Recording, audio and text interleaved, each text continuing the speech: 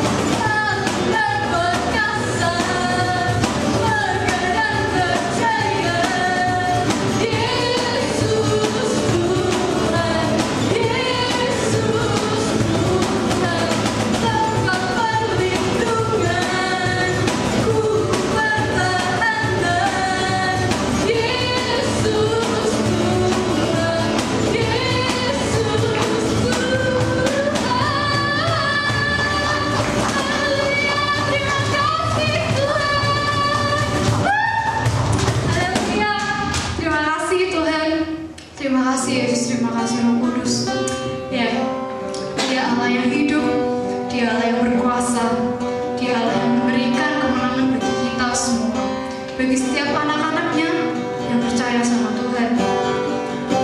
Dan saat ini Tuhan hadir, Tuhan ada di sisimu, dimanapun kamu berada, Dia di sisimu. Kita yakini, kita imani, Tuhan di sini, Tuhan bangkit, dan di sini menemani kita dan memberikan kemenangan buat kita semua. Haleluya Tuhan, terima kasih Yesus. Ku yakin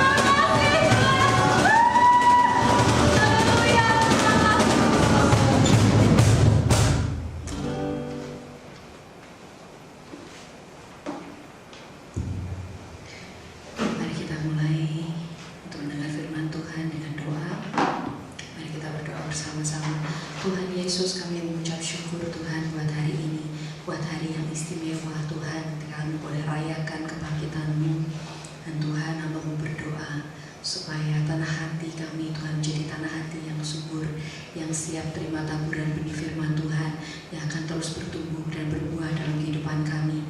Kuasai Tuhan pikiran kami, hati kami, dan seluruh kehidupan kami, sehingga firman Tuhan tidak akan kembali sia-sia. Engkau yang berbicara secara pribadi pada setiap kami Tuhan, supaya kami bukan hanya memaknai Tuhan arti kebangkitan-Mu, tapi kami meraih kemenangan bersama dengan Engkau. Terima kasih Tuhan Yesus Allah yang hidup. Engkau yang bertahta di tempat ini, Engkau yang bertahta Tuhan dimanapun anak-anak-Mu berada saat ini. Di dalam nama Tuhan Yesus Kristus kami mau alaskan setiap doa, permohonan, dan ucapan syukur kami ini, dan kami semua mau katakan amin. Minum dulu saudara. Shalom semuanya, anak-anak muda dimanapun Anda berada, yang di sini juga. Apa kabar? Luar biasa. Semuanya pasti luar biasa, karena saya juga luar biasa. Ya. Nah, stay at home ngapain aja guys? Pasti jawabannya macam-macam ya. Ada yang rebahan. Betul apa betul? Betul. Lebih banyak rebahannya daripada ngapa-ngapain ya. Ada yang masak-masak. Mama lah ya, gak mungkin kalau anak-anak muda masak-masak ya. Ada apa lagi? Game. Siapa anak-anak muda di sini dan di rumah yang selama stay at home itu baca Alkitabnya ngeri gitu? Jadi selesai dari Kejadian sampai Wahyu itu dalam sehari. Besok diulang lagi Kejadian sampai Wahyu. Ada? Antara ada dan tiada. Ya. Oke lah, sebelum kita kemana-mana ya, lebih baik kita memaknai betul gitu ya. Apa sih artinya kebangkitan? Nah, hari ini kita akan mulai dengan bacaan firman Tuhan di Lukas 24 ayat yang pertama sampai yang ke-7. Jangan sambil rebahan ya guys, saya lihat loh dari sini. Ya. Oke, di Lukas 24 ayat 1 sampai 7. Sudah ketemu semua? Yuk kita baca sama-sama. 1, 2, 3.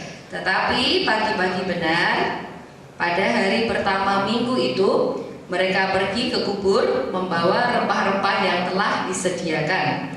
Mereka mendapati batu sudah terguling dari kubur itu. Dan setelah masuk, mereka tidak menemukan mayat Tuhan Yesus. Sementara mereka berdiri termangu-mangu karena hal itu, tiba-tiba ada 2 orang berdiri dekat mereka memakai pakaian yang berkilau-kilauan. Mereka sangat ketakutan dan menundukkan kepala. Tetapi kedua orang itu berkata kepada mereka, "Mengapa kamu mencari Dia yang hidup di antara orang mati? Ia tidak ada di sini, Ia telah bangkit. Ingatlah apa yang dikatakannya kepada kamu ketika Ia masih di Galilea, yaitu bahwa anak manusia harus diserahkan ke tangan orang-orang berdosa dan disalibkan, dan akan bangkit pada hari yang ketiga." Nah, dari ayat-ayat firman Tuhan di atas kita akan belajar beberapa hal penting yang dapat kita maknai tentang kebangkitan Yesus. Yang pertama adalah kebangkitan diawali dengan kematian. Jika berbicara tentang kebangkitan, kita pasti akan mengawali dengan adanya kematian. Nggak mungkin tiba-tiba bangkit tanpa mati dulu, gitu ya. Kecuali kita duduk lalu bangkit dari kursi, itu beda lagi. Yang dibicarakan di sini adalah kebangkitan dari kematian. Jadi pasti selalu diawali dengan kematian. Seperti yang terjadi pada Tuhan Yesus kita. Dia sudah meninggal di kayu salib, dikuburkan, bahkan batu yang amat besar itu menutupi pintu kuburnya. Tapi tahukah kita apa yang sebenarnya terjadi di dalam kubur itu? Gak pernah ada yang ngintip toh. Nah, gak pernah ada yang tahu. Tapi sebenarnya apa yang terjadi di dalam kubur? Ini firmannya ada di mana nih ayatnya ya? Mengutip apa yang terjadi di dalam kubur gitu ya.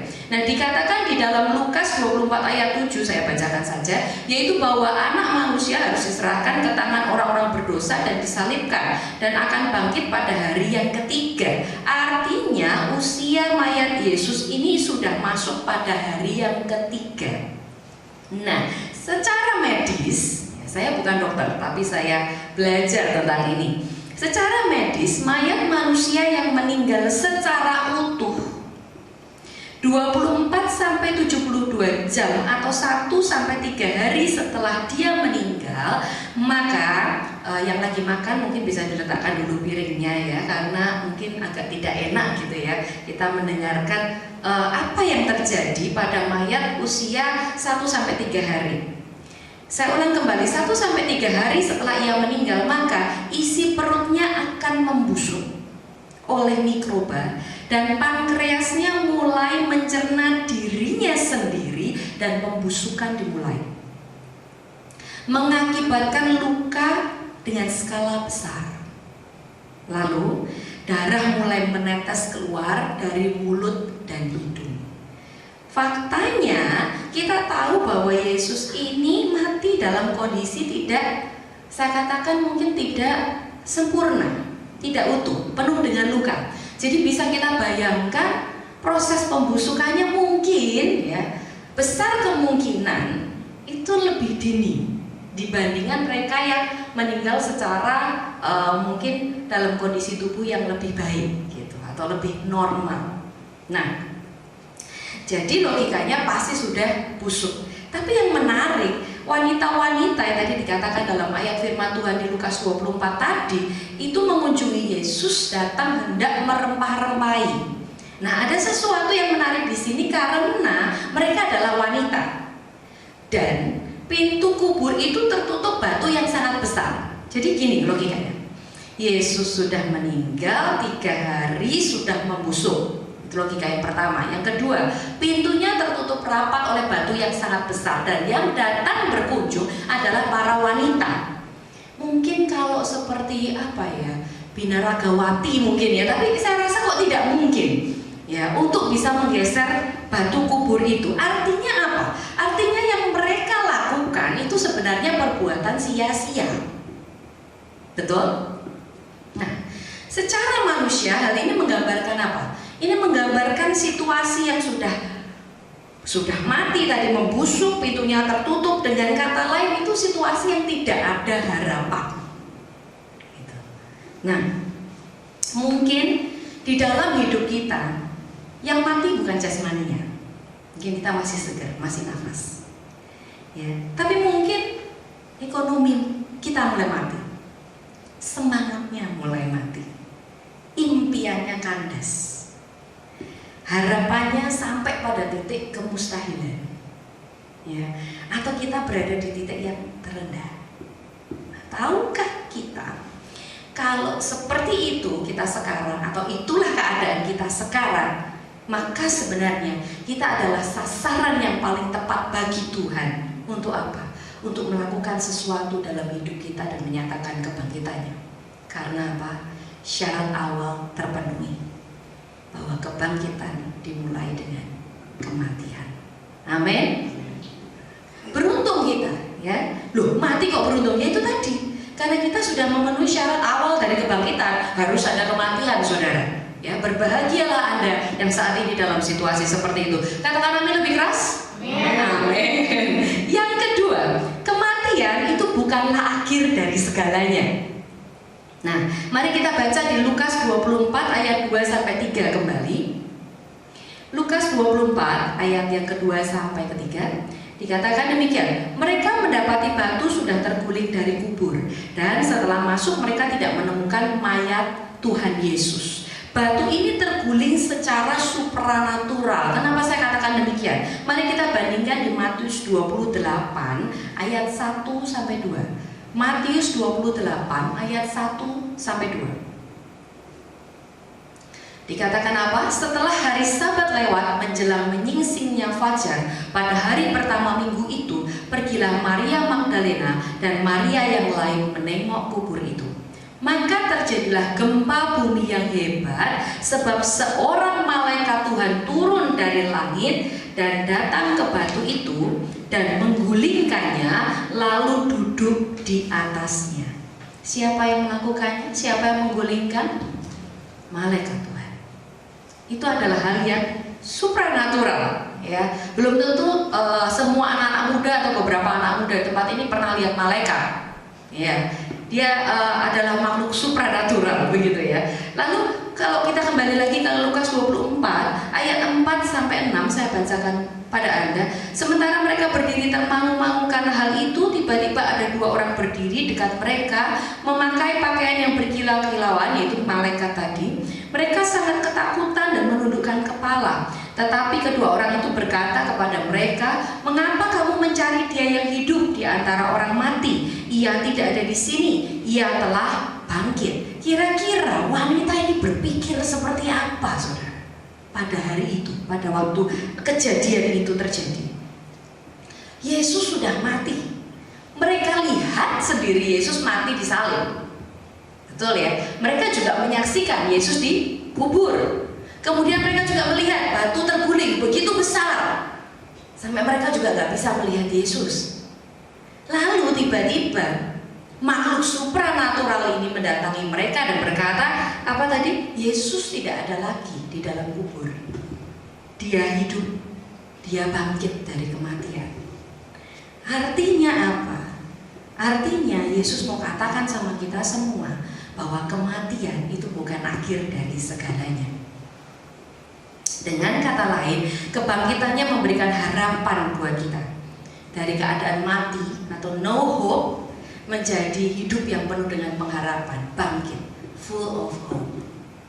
Nah, hal ini berbicara pada kita semua bahwa apapun keadaan kita, apapun mungkin vonis dokter terhadap penyakit Anda, mungkin isi kantongmu yang sedang kosong, saya nggak tahu, karena mungkin stay at home nggak ada uang saku ya saudara, keluargamu yang berantakan, keadaan tanpa pekerjaan, atau bahkan kondisimu yang mungkin menua sebelum bertemu jodoh. Saya tidak menyinggung siapapun, tapi ini bukan berarti dead end, bukan berarti akhir dari segalanya. There is still a hope in Jesus Christ. Nah, itu artinya bahwa kematian bukan akhir dari segalanya. Nah, sebelum keadaan menjadi makin menegangkan, kita kasih kemuliaan dulu buat Tuhan Yesus. Mati bangkit gitu ya, deg-degan gitu ya. Nah, yang selanjutnya, yang ketiga, kebangkitan menyatakan kemuliaan Allah. Kita baca di Yohanes 12 ayat 23 sampai 33. Yohanes 12 ayat 23 sampai 33. Kita baca bersama yang di sini dan yang di rumah. 1, 2, 3. Tetapi Yesus menjawab mereka, katanya, "Telah tiba saatnya Anak Manusia dimuliakan. Aku berkata kepadamu, sesungguhnya jikalau biji gandum tidak jatuh ke dalam tanah dan mati, ia tetap satu biji saja. Tetapi jika ia mati, ia akan menghasilkan banyak buah. Barang siapa mencintai nyawanya, ia akan kehilangan nyawanya. Tetapi barang siapa tidak mencintai nyawanya di dunia ini, ia akan memeliharanya untuk hidup yang kekal. Barang siapa melayani aku, ia harus mengikut aku, dan di mana aku berada, di situ pun pelayanku akan berada. Barang siapa melayani aku, ia akan dihormati Bapa. Sekarang jiwaku terharu dengan apakah yang akan katakan, Bapa, selamatkanlah aku dari saat ini. Tidak, sebab untuk itulah aku datang ke dalam saat ini. Bapa, muliakanlah namamu. Maka terdengarlah suara dari surga. Aku telah memuliakannya dan aku akan memuliakannya lagi. Orang banyak yang berdiri di situ dan mendengarkannya berkata bahwa itu bunyi guntur. Ada pula yang berkata, seorang malaikat telah berbicara dengan dia. Jawab Yesus, suara itu telah terdengar bukan oleh karena aku, melainkan oleh karena kamu. Sekarang berlangsung penghakiman atas dunia ini. Sekarang juga penguasa dunia ini akan dilemparkan keluar. Dan aku, apabila aku ditinggikan dari bumi, aku akan menarik semua orang datang kepadaku. Ini dikatakannya untuk menyatakan bagaimana caranya ia akan mati. Dikatakan di awal, telah tiba saatnya Anak Manusia dimuliakan. Jadi dari ayat ini firman Tuhan berkata dengan jelas, melalui kebangkitan dari kematian maka Anak Manusia atau Yesus itu akan dimuliakan. Dan menarik di ayat ke-27, kalau tadi Anda menyimak kembali, Sekarang jiwaku terharu, dan apakah yang akan kukatakan? Bapa, selamatkanlah aku dari saat ini? Tidak, sebab untuk itulah aku datang ke dalam saat ini. Yesus tahu bahwa kematian dan kebangkitannya itu nanti akan mendatangkan kemuliaan bagi dirinya. Makanya dia nggak teriak-teriak seperti kita kalau dalam situasi yang sulit, lalu nggak sabar terus kita ngomong, Tuhan aku nggak tahan lagi, ya. Atau kita pakai ayat Alkitab, keren kan anak Tuhan, ya. Kita katakan, ya Bapakku, jikalau sekiranya mungkin, biarlah cawan ini lalu daripadaku. Begitu punya masalah langsung ngomong begitu. Jadi dipotong separuh. Padahal kita tahu ayatnya dilanjutkan dengan apa? Tetapi jangan seperti yang ku kehendaki, melainkan seperti yang engkau kehendaki. Nah itu anak Tuhan itu kayak begitu, nggak ada di sini, di rumah juga nggak ada, di luar angkasa, ya. Nah ini kan namanya anak Tuhan mau enaknya sendiri, ya. Ayo ngaku. Ada yang suka begitu? Katakan amin. Nah yang amin ngaku, ya. Untung yang di sini sadar, jadi nggak amin gitu, ya. Nah ada nggak bukti lain yang mengatakan bahwa kebangkitan itu menyatakan kemuliaan Tuhan? Kita sekali lagi akan melihat kisah kematian dan kebangkitan, ya, di dalam Yohanes 11 ayat 1 sampai yang keempat. Kisah ini adalah tentang Lazarus. Ini pasti sudah sangat terkenal sekali. Di Yohanes 11 ayat 1 sampai 4 kita baca bersama-sama, ya. 1, 2, 3. Ada seorang yang sedang sakit, namanya Lazarus. Ia tinggal di Betania, kampung Maria dan artinya Marta.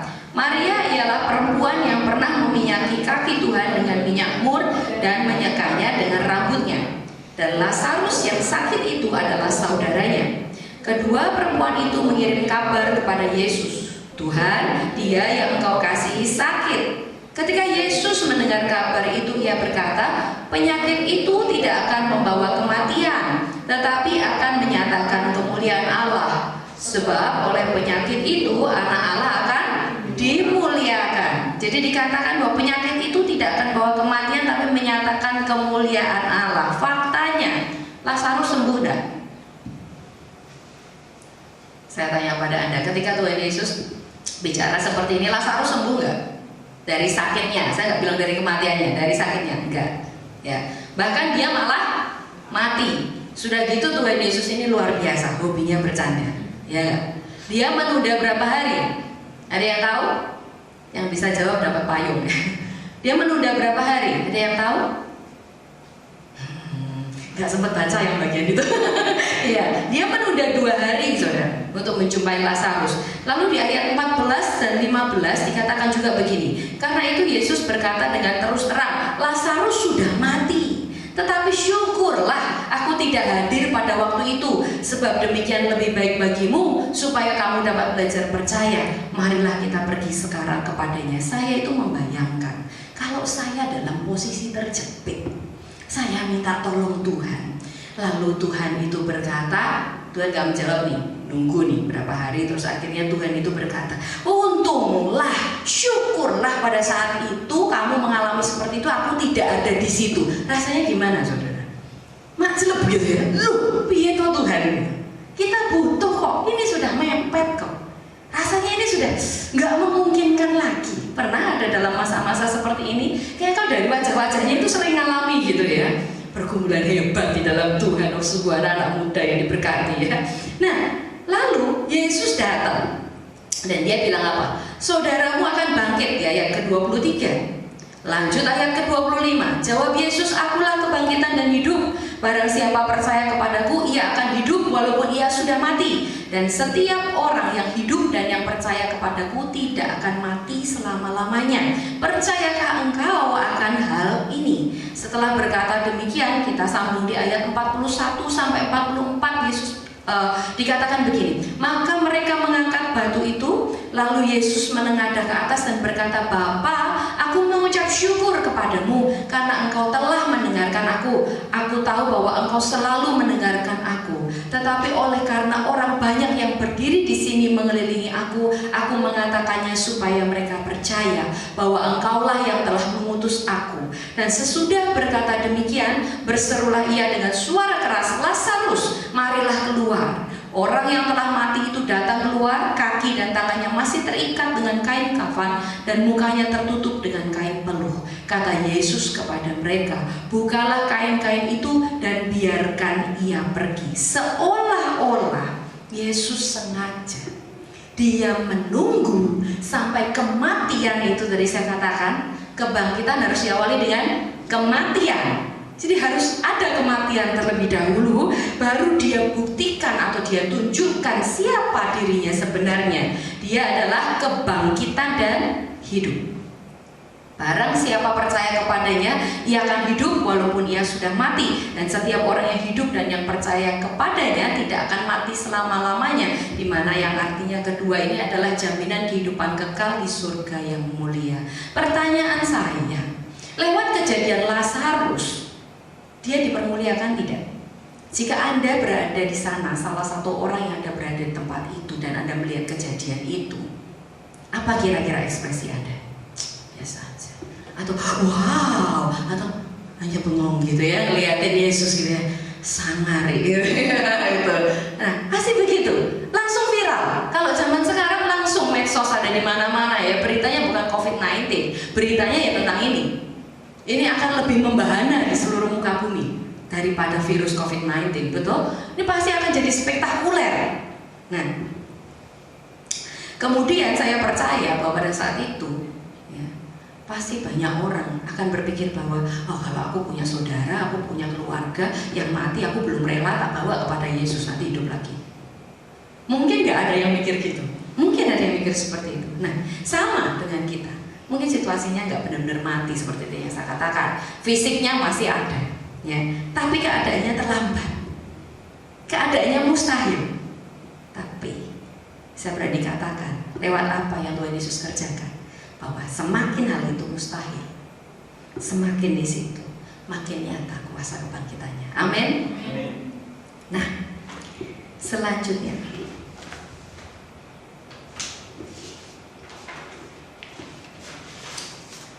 saya akan menutup perenungan hari ini dengan sebuah kesaksian yang cukup panjang.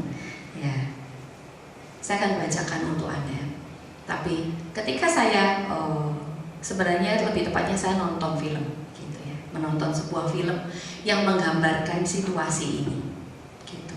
Dan kisah ini benar-benar saya pikir ini pas banget kita. Dan Tuhan Yesus bilang ceritakan ini supaya jadi berkat buat orang banyak. Nah, kisah ini adalah kisah nyata dari seorang anak muda bernama John Smith. Pada suatu pagi di musim dingin, John Smith, seorang remaja yang berusia 14 tahun, dia jatuh tenggelam di danau St. Louis, Missouri, setelah es di permukaan danau tersebut retak ketika dia bermain di atasnya bersama 2 orang temannya. Dia sudah berada di bawah air yang sangat dingin selama 15 menit sebelum petugas darurat menariknya keluar berkat suara misterius yang mengarahkan petugas ini sehingga berhasil menemukan posisinya. John Smith telah ditangani oleh tim medis dan telah diberi CPR di rumah sakit selama setengah jam tanpa hasil dan akhirnya dinyatakan meninggal. Sampai kemudian ibunya, Joy Smith, tiba di rumah sakit. Dia diberikan kesempatan terakhir untuk menyampaikan ucapan perpisahan kepada John Smith. Dengan hati yang hancur, menatap tubuh anak adopsi yang dapat dimilikinya setelah menantikan kehadiran anak di tengah keluarganya selama 17 tahun, dia menangis. Joyce berdoa pada saat itu dengan suara yang sangat keras. Dia berseru kepada Tuhan yang dia yakini ada di ruangan itu bersamanya. Dia berkata, Roh Kudus, aku percaya Engkau ada di sini. Jadi berikan nafas hidup kepada John sehingga dia dapat hidup kembali. Ayat ini dikutip dari Yeskiel 37 ayat 5b. Dan ajaib, John kembali bernafas. Detak jantungnya kembali terdengar. Tapi perjuangan belum berakhir. Dokter harus terus membuatnya dalam keadaan koma karena jika sampai dia tersadar, maka John akan menderita kerusakan otak yang sangat parah yang akan membuatnya cacat seumur hidup. Tapi beberapa hal menjadi makin menarik Karena kecelakaan dan kebangkitannya dari kematian telah menggerakkan seluruh kota untuk berdoa bersama bagi kesembuhan John. Bahkan petugas yang telah mengangkat John dari air berkat suara misterius itu adalah seorang ateis yang akhirnya mengakui keberadaan Tuhan. Sampai di hari ketiga, keadaan John semakin memburuk.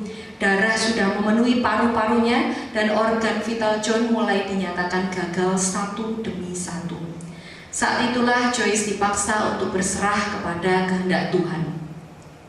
Damai sejahtera Allah turun dan kemudian Joyce meminta kepada dokter untuk melepas semua alat penunjang hidup John dengan resiko John akan langsung meninggal atau hidup namun cacat. Akhirnya dokter dan tim pun setuju dengan permintaan Joyce. John mengalami kejang dan terdiam untuk beberapa saat sampai kemudian dia mulai membuka matanya, menatap ibunya yang ada di sampingnya dan berkata, "Mom," atau ibu. Dokter dan tim segera melakukan pemeriksaan secara keseluruhan dan ajaib. Mereka mendapati semua organ John telah berfungsi dengan normal dan tidak ditemukan kecacatan apapun pada dirinya. Tuhan Yesus benar-benar membangkitkan dan menyembuhkan John secara sempurna. Kisah John ini akhirnya ditulis dalam buku yang berjudul The Impossible dan difilmkan dengan judul Breakthrough.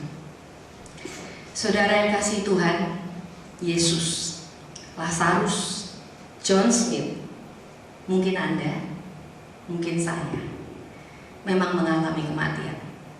Tapi itu bukan akhir dari kisah hidup kita. Karena setelahnya ada kebangkitan, ada kemenangan. Karena Tuhan Yesus sudah menang atas maut. Dan Dia dipermuliakan dalam hidup kita. Jika hari ini, saat ini, kita yang dengar firman ini, kita yang dengar berita bahagia ini, berada dalam situasi yang seolah mati, terlambat, mustahil, jangan berhenti berharap. Masih ada kebangkitan, masih ada kemenangan yang akan Tuhan berikan buat kita semua, bagi hidup saya, bagi hidup Anda. Yesus bangkit, guys. Yesus hidup. Karena Dia bukan Allah orang mati, tapi Dia adalah Allah orang yang hidup. Jadi jangan pernah menyerah. Yesus memberkati kita semua. Mari kita berdoa. Tuhan Yesus, hamba-Mu selesai berbicara. Kami percaya kami punya Allah yang hidup, dahsyat dan luar biasa. Engkau mengalahkan situasi yang mati. Engkau mengalahkan keadaan yang mustahil. Engkau Tuhan mengalahkan keadaan yang tidak mungkin dalam kehidupan kami. Mungkin terkadang kami tidak mengerti kenapa kami harus melalui semua itu. Tapi kami percaya pada akhirnya semua diizinkan Tuhan untuk mendatangkan kebaikan bagi kami. Dan nama-Mu dipermuliakan dalam hidup kami. Saat ini hamba-Mu berdoa untuk setiap orang. Saya terdorong, saya tergerak. Jika Anda dalam situasi ini saat ini, dimanapun Anda berada, mari berdoa bersama-sama dengan saya. Tuhan, hamba-Mu berdoa bagi setiap orang yang berada dalam situasi yang sulit, situasi yang tidak mungkin, situasi yang mustahil, situasi yang tampaknya tidak mungkin ada jalan keluar dalam kehidupannya. Tapi hari ini kami lihat kami punya Allah yang hidup, Allah yang sudah membangkitkan Yesus, Allah yang sudah membangkitkan John Smith, Allah yang sudah membangkitkan Lazarus, Allah yang sama yang akan membangkitkan kehidupan kami, Allah yang sama yang akan memberikan kemenangan bagi kami, Allah yang sama yang mampu melakukan segala perkara yang luar biasa. Karena Engkau adalah Allah di atas kemustahilan. Kami percaya tidak ada yang mustahil bagi Engkau, Allah yang hidup, Allah yang kami percaya, Allah yang menjadi bagian yang terbaik dalam kehidupan kami. Hari ini, saat ini Tuhan, kami lihat kuasa kebangkitan-Mu nyata dalam hidup kami, dan kami keluar lebih daripada para pemenang. Terima kasih Tuhan Yesus, Allah yang baik. Di dalam nama Tuhan Yesus Kristus kami percaya, kami beriman, kami yakini Tuhan bahwa Engkau sedang bekerja dan melakukan sesuatu dalam kehidupan kami. Dan kita semua yang percaya mau katakan amin. Haleluya. Tuhan Yesus memberkati kita semua.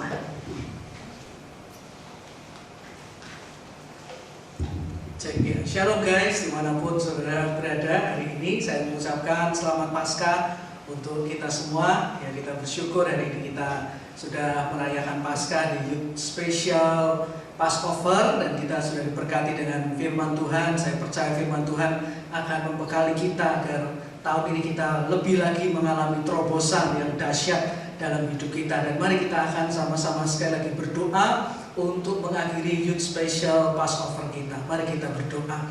Terima kasih Tuhan Yesus, kami sungguh bersyukur Tuhan. Kami berterima kasih karena Engkau Allah yang sudah mati buat kami, terlebih Engkau bangkit buat kami, menebus segala dosa, segala kesalahan, segala kelemahan. Engkau menjadi jawaban dalam hidup kami. Bahkan dari firman-Mu kami belajar, kami percaya Tuhan, tidak ada yang mustahil buat Tuhan kami. Kematian sekalipun tidak dapat menghalangi Engkau untuk bekerja. Bahkan kematian menjadi awal yang indah untuk kami mengalami Tuhan kebangkitan yang luar biasa dalam hidup kami. Kami bersyukur Tuhan untuk kuasa kebangkitan yang sudah boleh kami rasakan dalam kehidupan kami, dan biar lebih lagi Tuhan dalam hidup kami mengalaminya Tuhan. Terima kasih Bapa, kami bersyukur untuk perayaan Paskah kami tahun ini.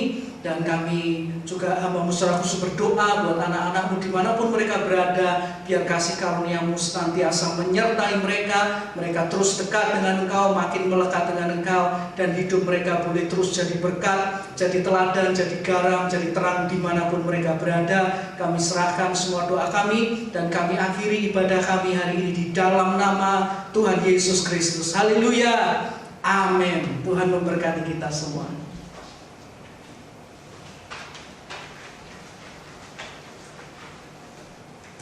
Hai guys, ketemu lagi sama saya. Sesuai dengan janji kita di grup, ya perayaan kita hari ini, perayaan Paskah Youth Special Passover tahun ini, kita ada kejutan yang menarik. Kita mau kasih giveaway, kita mau kasih berkat buat kalian yang ya sedang ada di rumah saja. Ya bisa ikut giveaway kita di Youth Special Passover Celebration tahun ini. Nah, ada pun syaratnya buat mengikuti giveaway Youth Special adalah yang pertama, ya Anda harus anggota Youth Philadelphia GBI Semarang Indah. Dan syarat yang kedua adalah Anda harus tergabung dalam grup WA Youth Philadelphia GBI Semarang Indah. Nah, nanti saya akan memberikan beberapa pertanyaan yang Anda bisa jawab. Nah, ketentuan menjawab pertanyaannya adalah sebagai berikut.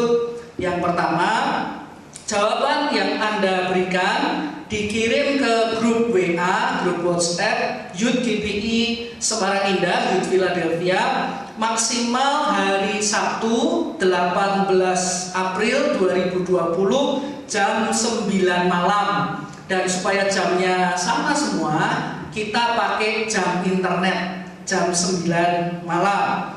Syarat yang kedua, ketentuannya adalah jawaban dikirimkan dengan urutan nomor 1 sampai dengan nomor 4. Misalnya nomor 1 apa, lalu bawahnya nomor 2 apa, lalu berikutnya nomor 3, di bawahnya lagi apa, dan berikutnya nomor 4, di bawahnya lagi apa, dan kemudian dikirimkan ke grup WA Youth Philadelphia. Ketentuan yang ketiga adalah 3 jawaban yang tercepat dan terbaik akan mendapatkan giveaway dari Youth Philadelphia GBI Semarang Indah berupa pulsa yang akan langsung dikirimkan ke nomor yang tercatat di grup WA Youth Philadelphia. Dan yang keempat, kunci jawaban akan diberikan di grup WA setelah pengumuman pemenang giveaway. Dan yang kelima, keputusan jawaban yang menjadi pemenang tidak dapat diganggu-gugat. Jadi, yuk kita sama-sama dengerin pertanyaannya. Tada, ketemu saya lagi. Untuk pertanyaan yang pertama dan kedua itu berdasarkan renungan yang tadi kita semua dengarkan bersama. Nah, untuk pertanyaan nomor 1, dengarkan baik-baik ya. Sebutkan salah satu dari 3 poin yang disampaikan di renungan Youth Special Passover Celebration 2020 tadi. Saya ulang, sebutkan salah satu dari 3 poin yang disampaikan di renungan Youth Special Passover Celebration 2020 tadi.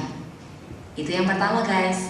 Yang kedua, sebutkan nama lengkap ibu dari kisah John Smith yang disampaikan di renungan Youth Special Passover Celebration 2020. Sekali lagi, sebutkan nama ibu dari kisah John Smith yang disampaikan di renungan Youth Special Passover Celebration 2020. Nah, saya sudah membawa partner saya di sini untuk pertanyaan yang ketiga. Yang ketiga, sebutkan judul perikop di dalam Alkitab dari kisah yang akan diperagakan oleh Pihan. Sekali lagi, sebutkan judul perikop di dalam Alkitab dari kisah yang akan diperagakan oleh Pihan.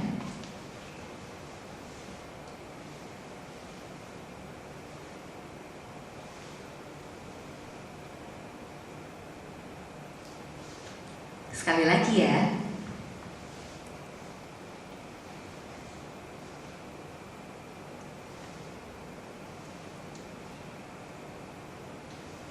Nah, sudah ketemu jawabannya. Sekarang yang keempat. Sebutkan kejadian apakah di dalam Alkitab yang akan diperagakan oleh Pihan. Sekali lagi, sebutkan kejadian apakah di dalam Alkitab yang akan diperagakan oleh Pihan.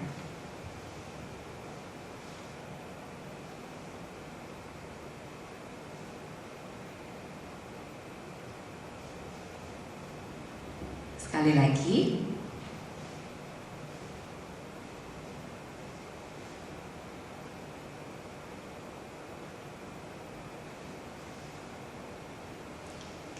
Nah, jangan lupa ya, kirim jawabannya segera. Kami nantikan jawaban Anda dan Anda bisa dapatkan hadiah yang menarik dari jawaban-jawaban Anda. Tuhan Yesus memberkati.